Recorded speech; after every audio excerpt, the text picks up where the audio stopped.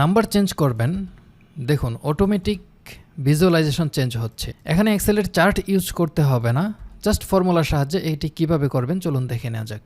একটা simple formula লিখতে হবে, এটি হচ্ছে র্যাপ্ট ফর্মুলা, এটি হচ্ছে রিপিটেশন, বোঝাচ্ছে রিপিটেশন। ব্র্যাকেট দিয়ে এই চিহ্নটি কিবোর্ড থেকে দিবেন, তারপর কমা দিয়ে প্রথম নাম্বারটি সিলেক্ট করে ব্র্যাকেট ক্লোজ করে এন্টার। তারপর এটিকে ডানে কপি করে দিবেন, পুরোটা সিলেক্ট করে নিচেও কপি করে দিবেন।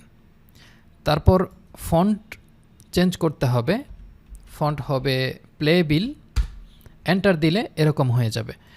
এখন প্রথম কলামটিকে রাইট অ্যালাইন করে নিন, তারপর প্রথমটিকে নিজের মতো করে একটা ফন্ট কালার দিয়ে দিবেন। এটা হচ্ছে ফন্ট কালার চেঞ্জ করতে হবে, ধরুন এই কালারটা দিলাম আর ডান পাশে আরেকটা কালার দিয়ে দিলাম।